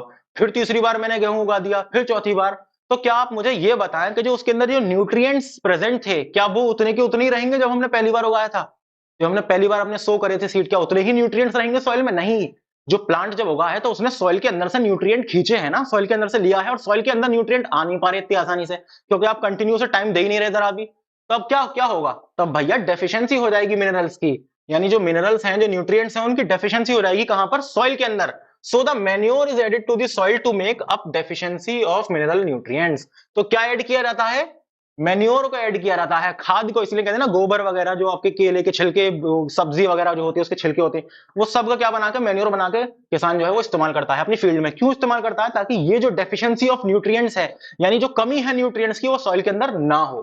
This process called manuring. तो इस प्रोसेस को हम क्या कहते हैं बच्चों, इस प्रोसेस को हम कहते हैं मैन्योरिंग। ठीक है, manure is prepared from cow dung, urine and other waste, जो भी हमारा वेस्ट है। अब जो वेस्ट है वो कौन सा वाला वेस्ट, खासतौर से ऑर्गेनिक वेस्ट, मतलब के वो वेस्ट जो कहीं ना कहीं लिविंग थिंग से ड्राइव्ड है। ठीक है, जैसे कि काउ डंग हो गया, यूरिन है, ठीक है, और आपके वेजिटेबल पील्स हैं, वेजिटेबल पील मतलब छिलके वगैरह, फ्रूट पील्स हैं वो छिलके वगैरह, ठीक है, तो ऑर्गेनिक है कहीं ना कहीं। ठीक है, समटाइम्स कभी कभी क्या होता है, soil become deficient in particular mineral nutrients. अब मान लीजिए कि मैन्योर भी हमने डाला, फिर भी सॉइल जो है उसमें कमी है न्यूट्रिएंट की, मतलब हमारी जो खपत है वो अच्छी हो नहीं पा रही, तो हम परेशान, यानी कि किसान परेशान। This happens when same crop grown is grown on the same field year after year. जो मैंने अभी बताया, जब हम बार बार हम एक ही जमीन पर सेम की सेम जो क्रॉप है वही उगाएंगे, तो वो सेम तरह के न्यूट्रिएंट्स को एब्जॉर्ब करेगी, यानी कि सेम तरह के न्यूट्रिएंट्स को लेगी। तो जब सेम तरह के न्यूट्रिएंट्स को लेगी, तो वो सेम तरह का जो न्यूट्रिएंट है, तो क्या वो बचेगा? नहीं बचेगा, वो बहुत कम बचेगा, जितना चाहिए फिर उस प्लांट को उतना नहीं बचेगा। For example, a particular crop takes more phosphate. मान लीजिए कि कोई एक क्रॉप है, वो फॉस्फेट जो एक मिनरल है उसको बहुत ज्यादा उसने लिया। अब आप बार बार उस जमीन पे उस क्रॉप को उगा रहे हो, तो वो उसका जितना भी फॉस्फेट है उस सॉइल का, वो सब वो एब्जॉर्ब कर लिया उसने। If this crop grown in field every year, the soil will become deficient in phosphorus. जब आप बार बार उगाएंगे तो जो सॉइल है, क्या उसमें फॉस्फोरस बचेगा? उसमें फॉस्फोरस नहीं बचेगा, कम हो जाएगा, बिल्कुल खत्म नहीं होगा बट कम हो जाएगा बहुत। This type of deficiency of particular nutrient is made up by adding chemical substances called fertilizer। तो अगर मान लो कोई पर्टिकुलर कोई एक न्यूट्रिएंट हमारा खत्म हो रहा है, बिल्कुल कम हो गया, तो अब हम क्या करेंगे, अब हम मैन्योर अगर हम डालते हैं, तो मैन्योर का मतलब सिर्फ फास्फोरस थोड़ी डाल रहे हैं हम, लेकिन हमें तो बस यही चाहिए ना फास्फोरस। तो हमने एक फर्टिलाइजर लिया, एक केमिकल लिया जो सिर्फ क्या है, फास्फोरस ही है। मतलब कि फास्फोरस ही है उसके अंदर, तो हमने सिर्फ वही डाल दिया जिसकी हमें जरूरत है, हमने सिर्फ स्पेसिफिकली वही चीजें प्रोवाइड कर दी, तो हमारी जमीन जो है वो बढ़िया हो गई, हमारी फसल जो है फिर उसके बाद लहलहाने लगी, शानदार तरीके से आने लगी। ठीक है, तो हम इस कंडीशन में हम जो केमिकल सब्सटेंस है, जो फर्टिलाइजर है, उसका इस्तेमाल करते हैं जब एक या दो पर्टिकुलर स्पेसिफिक न्यूट्रिएंट हमें देने प्रोवाइड करने होते हैं। ठीक है, फॉर एग्जाम्पल यूरिया है, सुपर फॉस्फेट है, एनपीके। देखिए ये एग्जांपल आती हैं क्या, which one of the following is fertiliser, उसमें ऑप्शंस देखिए ये रहे, यूरिया है, सुपर फॉस्फेट है, एनपीके, एनपीके मतलब नाइट्रोजन, फास्फोरस एंड पोटेशियम। ये सब क्या है, ये मिनरल्स हैं। ठीक है, ये सब क्या है, ये जो जैसे कि आपका जो फर्टिलाइजर्स हैं, वो ये फर्टिलाइजर्स का जो नाम है वो आपका ये है, जो प्लांट को फर्टाइल बनाने में उसका जो सीड जर्मिनेट हो रहा है, फिर वो हमारा प्लांट जो उग रहा है पूरा, उसको हेल्प करते हैं हर तरह से, यानी कि उसकी ग्रोथ में हेल्प कर रहे हैं। ठीक है, तो आपको पता चल गया कि जो मैन्योर है वो क्या है, वो क्या है, वो एक ऑर्गेनिक वेस्ट से बना हुआ है। उसमें सिर्फ एक नहीं है, ऐसा नहीं है कि सिर्फ फास्फोरस है या नाइट्रोजन है या फिर क्या देंगे, क्या कहते हैं आपका पोटेशियम है, ऐसा कुछ नहीं है, उसमें सारी चीजें मौजूद हैं। ठीक है, अगर सॉइल में सब कुछ ही खत्म हो गया तो आप मैन्योर डालो, बहुत बढ़िया। लेकिन अगर कोई एक चीज खत्म हुई है, कोई दो चीज खत्म हुई है, यानी कि एक या दो न्यूट्रिएंट खत्म हुए, तो आपको फर्टिलाइजर का इस्तेमाल करना है। उससे क्या है, आपका टाइम बचेगा और आपकी सॉइल भी तंदुरुस्त रहेगी। लेकिन अब कोई ह्यूमन मेड चीज है, केमिकल है, तो कहीं ना कहीं ये बुरा है।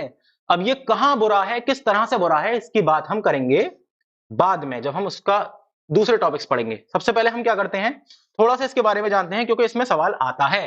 फर्टिलाइजर और मैन्योर का जो फर्क है हम वो देखते हैं कि भैया वो आखिर है क्या। देखिए, अब fertiliser is an inorganic salt. Fertiliser क्या है, इनऑर्गेनिक है। ठीक है, ये क्या है, सिंथेटिक है। सिंथेटिक का मतलब क्या, हम कह सकते हैं इसे ह्यूमन मेड। ठीक है, या ये क्या है, ह्यूमन मेड है, यानी कि इंसान द्वारा बनाया हुआ, लैब के अंदर तैयार किया हुआ फर्टिलाइजर। ठीक है, लेकिन मैन्योर क्या है, manure natural substance obtained by the decomposition of cattle dung, human waste and plant residue, मतलब जो प्लांट का बचा कुछ चीजें हैं।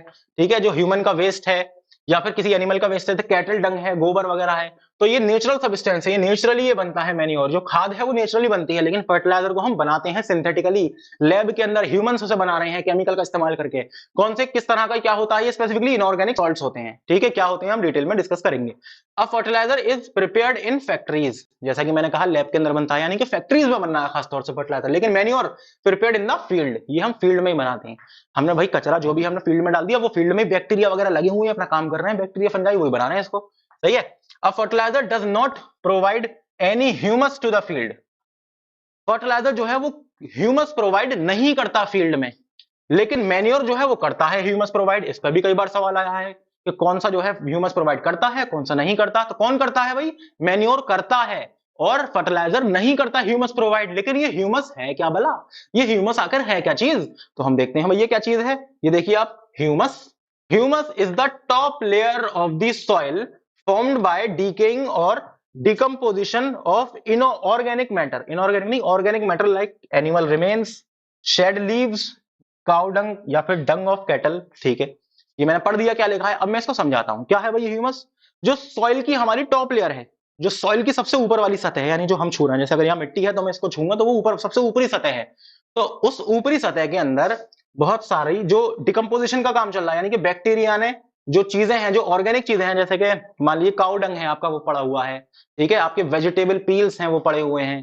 ठीक है, और क्या कहते हैं आपका जो ह्यूमन डंग या ह्यूमन फीकल मैटर है वो पड़ा हुआ है, यानी कि ऑर्गेनिक वेस्ट पड़ा हुआ है, तो उस पर बैक्टीरिया वगैरह लग जाते हैं। फिर वो क्या करते हैं, वो उसको कैसा कर देते हैं, थोड़ा सा मॉइस्चराइज कर देते हैं उस सॉइल को, यानी उस सॉइल के अंदर थोड़ा मॉइस्चर आ जाता है, यानी कि डीकेइंग जो, अच्छा अब हम अगर जंगल में है तो जंगल में पत्ती गिरती है, वो पत्ती सड़ती है, तो वो सड़ी हुई जो पत्ती है वो क्या बना रही है, वो मिट्टी के अंदर क्या दे रही है, वो ह्यूमस प्रोवाइड कर रही है। क्या कर रही है मिट्टी के अंदर प्रोवाइड, ह्यूमस। तो ह्यूमस क्या है, मैं समझता हूं आपको समझ में आ गया होगा। जो ऑर्गेनिक वेस्ट है वो डिकम्पोज हो रहा है, वो डीके हो रहा है, तो वो जो हो रहा है सॉइल के अंदर, तो वो जो लेयर है जहां पे वो चीज चल रही है, वो प्रोसेस चल रहा है, वो क्या क्या, क्या होता है खासतौर से, उसे कहते हैं हम ह्यूमस। तो ह्यूमस कौन प्रोवाइड करेगा, जाहिर सी बात है मैन्योर ही तो करेगा, मैन्योर ही तो डिकम्पोज और डिकेइंग के थ्रू मैन्योर ही तो बनता है। आपके बैक्टीरिया फंजाई मैन्योर ही तो बनाते हैं, खासतौर से खासकर बैक्टीरिया। और फर्टिलाइजर जो है वो तो लैब में तैयार हुआ है भाई, इसे क्या मतलब किसी बैक्टीरिया से, ये तो लैब में तैयार हो रहा है हमारा, तो ये ह्यूमस प्रोवाइड नहीं करेगा। कौन, ये फर्टिलाइजर नहीं करेगा और मैन्योर करेगा ह्यूमस प्रोवाइड। ये भी सवाल कई बार आया है। अगली बात, fertilisers are very rich in plant nutrients like nitrogen, phosphorus and potassium. जैसा कि मैं आपको बता चुका कि फर्टिलाइजर पर्टिकुलरली बहुत ज्यादा, जैसे मैन्योर के अंदर, वो किस तरह का मैन्योर है इस पर डिपेंड करेगा। मैन्योर का मतलब कि बहुत सारी चीजें मिक्स हैं उसमें, ऐसा नहीं है कि नाइट्रोजन नाइट्रोजन वाली चीज भरी पड़ी है, ठीक है, या फिर फॉस्फेट वाली चीज भरी पड़ी है, या फिर पोटेशियम वाली चीज, नहीं, उसमें सब कुछ ही मिक्स है। अब सब कुछ मिक्स है तो सारे के सारे न्यूट्रिएंट्स होंगे उसमें, थोड़े बहुत कम ज्यादा। लेकिन जो फर्टिलाइजर है उसमें तो हमें पता है कि हमें कौन सा न्यूट्रिएंट उसके अंदर ज्यादा रखना है, कौन सा कम रखना है, कितना रखना है, ये हम जानते हैं अच्छे से। तो fertiliser are very rich in plant nutrients like nitrogen, phosphorus and potassium. यानी कि फर्टिलाइजर जो है वो पर्टिकुलरली बहुत रिच होता है किसी एक पर्टिकुलर मिनरल के लिए, या फिर जो क्या कहते हैं आपका न्यूट्रिएंट्स है उसके लिए। मैन्योर क्या है? Manure relatively less rich. अगर हम रिचनेस की बात करें, मतलब कि कोई चीज, कोई पर्टिकुलर चीज कितनी ज्यादा मौजूद है उसके अंदर, तो मैन्योर में तो कम होगी ना, जाहिर सी बात है, क्योंकि सभी कुछ होता है इसमें। जब सब कुछ होता है इसके अंदर तो कोई एक चीज बहुत ज्यादा नहीं हो सकती। तो ये लेस रिच होता है इन प्लांट न्यूट्रिएंट्स। ठीक है, बहुत अच्छे से हमें ये चीज क्लियर हो गई है। अगली बात अगर हम करते हैं अगली बात इरिगेशन की। ठीक है, इरिगेशन क्या है भाई? जो हमारा अगला, देखिए हमने सॉइल को कर लिया, प्रिपेयर कर लिया हमने सॉइल को, हमने क्या कर लिया, हमने सोइंग कर लिया, हमने अपने बीजों को उगा दिया, यानी कि बीज हमने जमीन के अंदर डाल दिए। हमने क्या कर लिया, हमने जमीन के अंदर मैन्योर और फर्टिलाइजर ऐड कर दिए, उसका हमने फर्क समझ लिया। अब हम क्या करेंगे बच्चों, हमें कुछ ऐसा खास नहीं करना है, हमें क्या करना है, हमें इरिगेशन करना है। भैया पानी भी तो दोगे, बिना पानी दिए अपनी क्रॉप उगा लोगे क्या? पानी देना पड़ेगा, तो उसको, उस प्रोसेस को हम क्या कहते हैं, irrigation. The supply of water to crops at different intervals called irrigation. एक पर्टिकुलर इंटरवल पर, ऐसा नहीं है कि हमेशा पानी चल रहा है, नहीं, या फिर कभी भी दे दिया, अरे हटाओ यार, छोड़ो, आज कल ही तो पिलाया था पानी इतना सारा, छोड़ो, ऐसा नहीं है। हमें एक पर्टिकुलर, हर क्रॉप का एक टाइम है कि उसे कब कब पानी देना है, और अक्सर जो पानी दिया जाता है वो सुबह या शाम में दिया जाता है, दोपहर में नहीं। क्यों नहीं? दोपहर में क्यों नहीं दे सकते? ऐसा कि दोपहर में मना कर देते हैं क्या प्लांट? नहीं, दोपहर में क्या होता है आप खुद सोचिए, गर्मी ज्यादा होती है, सूरज सूरज जो है बिल्कुल आसमान पर होता है, मतलब कि हमारे सर पे होता है, मतलब बहुत ऊपर होता है, यानी कि गर्मी बहुत ज्यादा है। जब गर्मी ज्यादा है तो क्या होगा भाई, प्लांट जो पानी है जो हमने दिया है वो इवेपोरेट हो जाएगा ना बहुत जल्दी, यानी कि जितना पानी हमने दिया वो बहुत कम प्लांट के अंदर जाएगा, और आसमान में बादल बहुत ज्यादा जल्दी बनेंगे। ठीक है, तो इसलिए हम क्या करते हैं, हम सुबह में या शाम में ही पानी देते हैं अक्सर। The time and frequency of irrigation varies crop to crop. कब कब देना है पानी, कितना कितना देना है, वो क्रॉप बाय क्रॉप अलग अलग होता है सबका। Soil to soil and season to season, किस सीजन में कितना देना है, किस तरह की मिट्टी को कितना देना है, ये चीज डिपेंड करती है। इरिगेशन हम हर जगह एक जैसा नहीं करते, हम इन चीजों को देखकर फिर इरिगेशन करते हैं। अब हम करते कैसे हैं आखिर, या पुराने जो किसान थे वो कैसे करते थे, तो मेथड्स क्या है भैया इरिगेशन के? सबसे पहले हम ट्रेडिशनल मेथड की बात करें तो देखिए, मोट या पुली सिस्टम, चेन पंप, या ढेकली, या फिर राहत। ये आपको फोटो नजर आ रहे हैं कुछ, ये देखिए ढेकली क्या है, एक खरंजा सा प्लांट, मतलब कि एक जो है खरंजा टाइप का बना रखा है, खरंजा मतलब एक छोटा सा सपोर्ट सिस्टम बना रखा है। इसमें क्या किया, इसने लकड़ी ली है किसान ने, और पत्थर बांध दिया है भारी सा, ठीक है, और इसने यहाँ क्या बांध दिया, एक रस्सी है, और ये क्या है आपका, ये है आपका कुआं, जिसके अंदर क्या है, पानी। तो ये इस रस्सी को खींचेगा, ठीक है, तो यानी इसमें बाल्टी बनी हुई है, वो उसके अंदर जो हमारा कुआं है उसके अंदर से क्या निकला, पानी निकल रहा है। तो ये जो सिस्टम पूरा बना हुआ है, इसने, इसी सिस्टम को हम क्या कहेंगे, इसे हम कहेंगे ढेकली। क्या कहते हैं, ढेकली। पुराने जमाने में इस तरह से भी पानी दिया जाता था, क्योंकि पानी हमें ऐसा तो नहीं मोटर चला भैया, ऑन करो शुरू हो जाओ, धड़ धड़ पानी बह रहा है, ऐसा नहीं, एक एक बाल्टी करके हमें डालना चाहिए, डालना पड़ता था पहले। तो ये देखिए आपने देख लिया ढेकली क्या होती है, ठीक है। ढेकली हमने देख लिया। अगली बात, जो चेन पंप है, थोड़ा सा एडवांस हुआ भाई, कोई कोई साइंटिफिक दिमाग वाला बंदा आया पुराने जमाने में, उसने क्या किया, उसने एक चेन पंप टाइप का बना दिया, यानी कि एक छोटा सा क्या है, एक व्हील लगा दिया उसने, और यहाँ पे ये घूमता जा रहा है चेन पंप के थ्रू, और क्या हो रहा है यहाँ पे, इसकी वजह से अंदर से ये पानी जो है बाहर निकालता चला जा रहा है कुएं में से। यानी कि जो प्रोसेस कर रहा था किसान, यही किसान का प्रोसेस किसने कर दिया, एक तरह की मशीन ने कर दिया, जो मशीन बनाई उसने, एक छोटा सा व्हील लगा दिया, उस व्हील के थ्रू क्या है, पानी जो है वो बाहर आ रहा है, ठीक है, इसे हम कहते हैं चेन पंप के थ्रू। अच्छा, फिर क्या है, राहत वाला सिस्टम जो है हमारा, वो ये रहा। इसमें देखिए, इसमें भी वही चीज हो रही है, जो कुआं है उसमें से अब किसान जो है कोई कुछ ना करके, वो किसान जो है बाल्टी दर बाल्टी उसमें डाल रहा है, और बाहर निकाल निकाल के उसमें अपने खेत में पानी को डाल रहा है, कुएं से निकाल रहा है बाल्टी डाल के उसमें, और पानी निकाल के पानी जो है खेत में बहा रहा है, ठीक है, यानी कि इरिगेट कर रहा है अपने खेत को। इसे हम क्या कहते हैं, इसे हम क्या कहते हैं भैया, इसे क्या कहते हैं हम, मोट या पुली सिस्टम। ये जो पुली लगी हुई है ना आपकी, आप कभी देखा होगा आपने कुआं, तो क्या पुली लगी होती है पूरी, वही बाल्टी डाली अंदर पुली के थ्रू, फिर बाहर निकाल लिया, फिर उस बाल्टी को लिया कर लिया, तो ये क्या है, पुली वाला सिस्टम है। अच्छा, अगला सिस्टम है आपका राहत। इसमें क्या होता है कि आपने एक बैल बांध दिया बीच में, ये देखिए पूरा मैकेनिज्म है, ये जुड़ा हुआ है यहां से, ठीक है। जब ये बैल घूमेगा इस तरह से, तब क्या होगा, तब ये भी घूमेगा। अब ये जब घूमेगा तो फिर ये इस तरह से चलेगा, ठीक है। अब ये इस तरह से चल रहा है, तो यहाँ पे क्या है, इसमें इसमें भरा हुआ है पानी, तो ये पानी की बाल्टियां बनी हुई है, देखिए ये बाल्टियां बनी है, तो जैसे जैसे ये घूमेगा वैसे वैसे पानी भरता हुआ आएगा, और यहाँ पे पानी उलट जाएगा खेत में। यानी कि खेत में पानी किस तरह से, कितनी अच्छे तरीके से बाहर निकल रहा है। एक बैल घूम रहा है कंटिन्यू, तो यही बैल से मैकेनिज्म देखिए जुड़ा हुआ है, यहाँ तक पाइप जुड़ा हुआ है, तो ये पाइप भी जब घूमेगा तो इससे ये भी घूम रहा है आपका पहिया।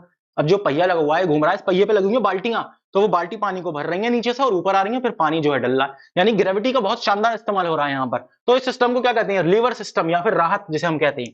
ठीक है, तो हमने बहुत अच्छे से ये चीजें देख लेंगे पहले किस तरह से इस्तेमाल होता था, ये ट्रेडिशनल जो मेथड है वो क्या है। अब हम बात करते हैं कुछ मॉडर्न मेथड्स की, यानी कि आज के जमाने के जो फार्मर हैं वो किस तरह से काम कर रहे हैं, उनका मॉडर्न मेथड क्या है।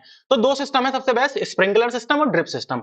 स्प्रिंकलर सिस्टम देखिए ये क्या है, ये पाइप है पूरा, क्या है भैया, ये है आपका पाइप, और यहां से क्या निकल रहा है, पानी, बिल्कुल शानदार तरीके से पानी बह रहा है पूरे के पूरे खेत में, पानी जो है वो जा रहा है, ये घूम रहा है, ये घूमता भी है ना, यानी क्या कर रहा है, घूम रहा है अच्छे से, अलग अलग डायरेक्शन में क्या हो रहा है, घूम रहा है, तो पानी बहुत ज्यादा छिड़काव हो रहा है पानी का।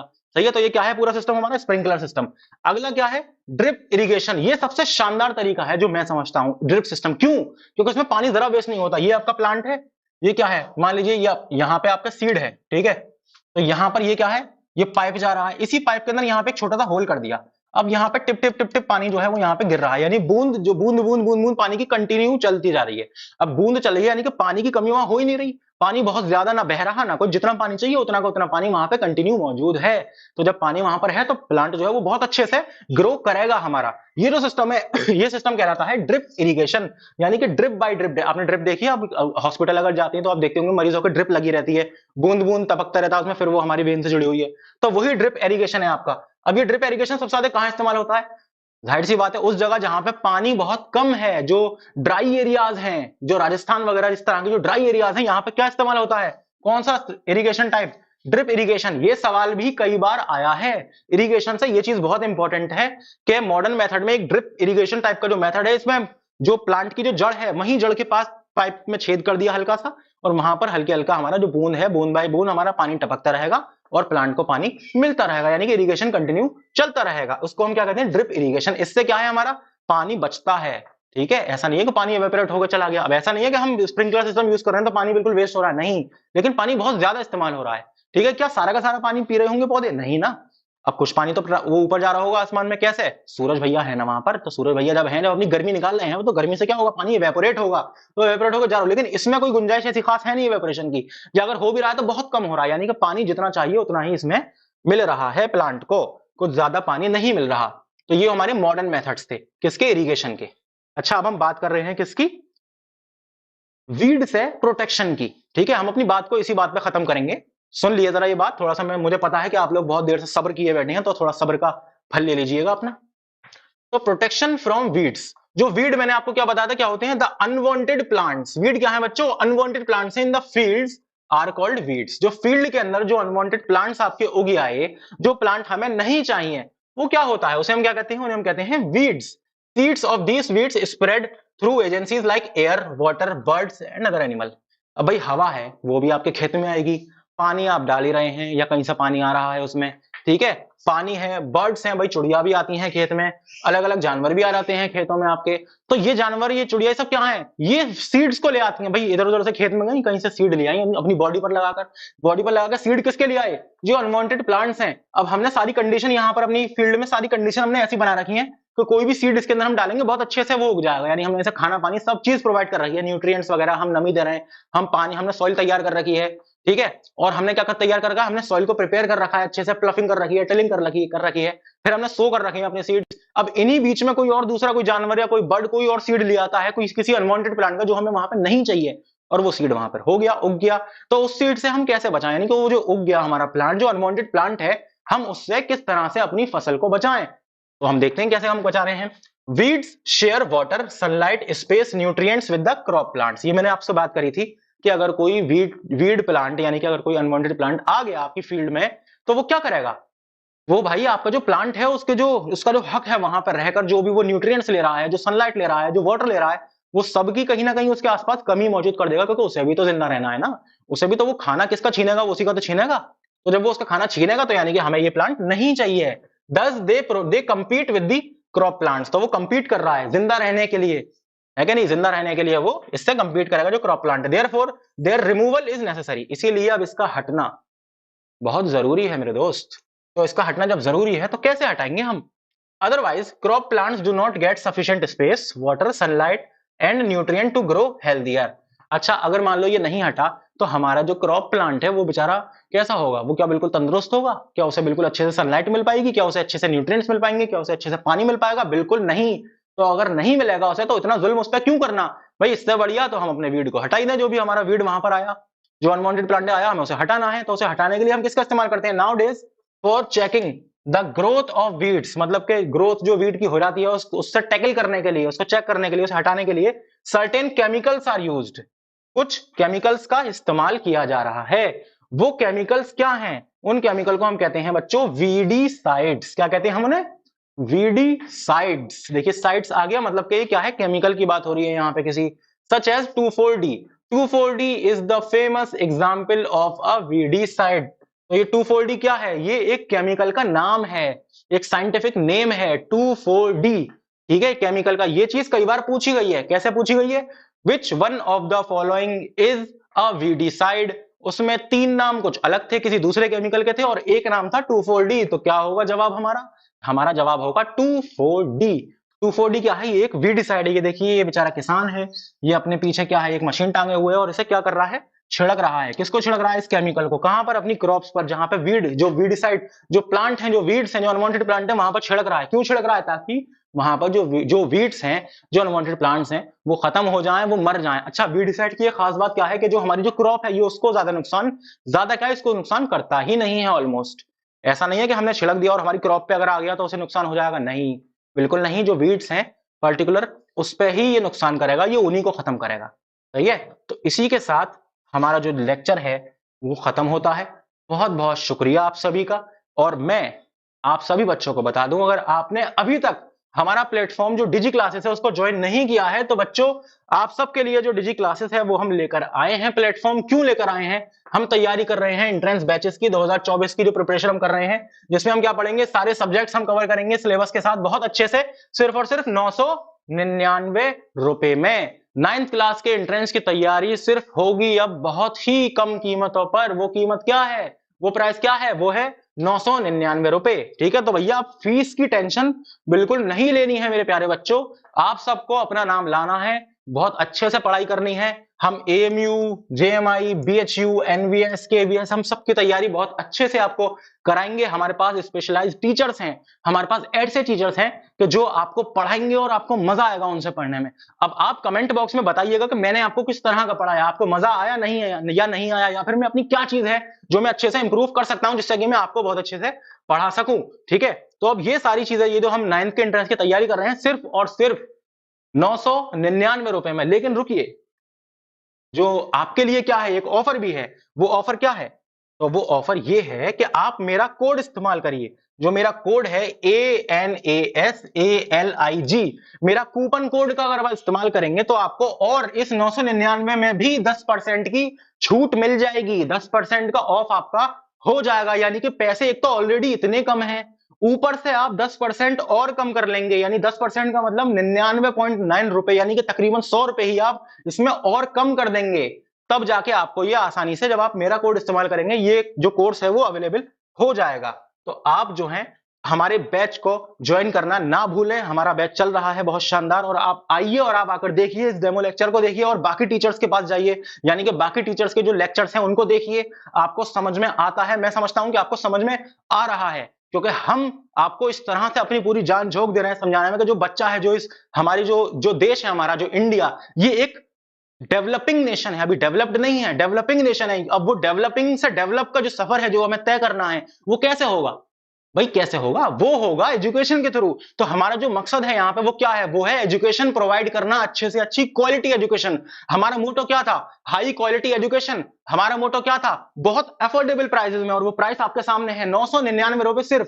ये पूरी मंथ पर मंथ नहीं है, ये पर वीक नहीं है, इसमें आपको 999 में पूरा का पूरा बैच मिलेगा। यानी कि पूरी तैयारी आपकी हम कराएंगे 999 रुपए में। 9th क्लास के एंट्रेंस की, कहां की? एएमयू की, जेएमआई की, बीएचयू की, एनवीएस की, अपने प्लेटफॉर्म पर। कौन सा, क्या नाम है इस प्लेटफॉर्म का? ये भाई हमारा प्लेटफॉर्म है, ये आपका प्लेटफॉर्म है, इसका नाम है डिजी क्लासेस।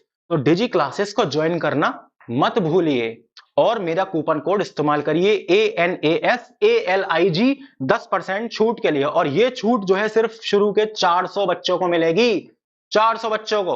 तो आप जल्दी से जल्दी जितना हो ज्वाइन कर लीजिए। अभी कुछ वैकेंसीज खाली हैं, आप ज्वाइन करिए अच्छे से, ठीक है। या फिर अगर मैं एक चीज आपको बताना चाहूं कि कुछ कोचिंग्स हैं, कुछ क्लासेस हैं, अगर आपने कोई ज्वाइन कर रखी है तो अच्छी बात है, ठीक है। आप ज्वाइन करिए, करिए उनकी क्लासेस, देखिए ज्ञान जहां से मिले हमें लेना चाहिए, लेकिन आप हमारे प्लेटफॉर्म को भी मौका दे सकते हैं। मैं समझता हूं कि ये फीस इतनी कम है कि आप इस फीस को पे करने से ज्यादा हिचकिचाएंगे नहीं। मतलब एक मेजोरिटी ऑफ द तबका है वो आसानी से इस चीज को अफोर्ड कर सकता है, जहां तक मैं समझता हूं, क्योंकि आप छोटी छोटी चीजों में ही इतने पैसे उड़ा देते हैं। मतलब मेजोरिटी ऑफ द पीपल, सबकी बात नहीं कर रहा मैं, वो बहुत कम। मान लीजिए आपको अगर कहीं एक दूसरी जगह से, स्टेट से दूसरी स्टेट ही आना है, तो इससे ज्यादा का खर्चा हो जाएगा आपका कहीं जाकर पढ़ने के लिए। इससे अच्छा आप अपने घर पे बैठिए आराम से 999 में पूरे के पूरे बैच के लुत्फ उठाइए, तैयारी करिए। आपको सारे नोट्स, सारी चीजें हम प्रोवाइड करेंगे, सारे के सारे पेपर्स आपके होंगे, बहुत टाइम टू टाइम आपके टेस्ट कंडक्ट करेंगे। जो भी हमने पढ़ा है हम उसको बहुत अच्छे से सीखेंगे, ठीक है। हम उसको विजुलाइज करके पढ़ेंगे, हम बहुत अच्छे से आपके डाउट क्लास जो है वो लेंगे। एक एक चीज, एक एक टॉपिक हम बहुत बढ़िया तरीके से आपको क्लियर करके देंगे अपने प्लेटफॉर्म पर। तो बच्चों,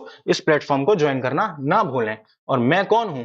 मेरा नाम है मोहम्मद अनस, और मैं आपको यहां पढ़ाने आया हूं क्या? जल्दी बताइए। मैं आपको पढ़ाने आया हूं बायोलॉजी। मेरा ताल्लुक अलीगढ़ मुस्लिम यूनिवर्सिटी से है।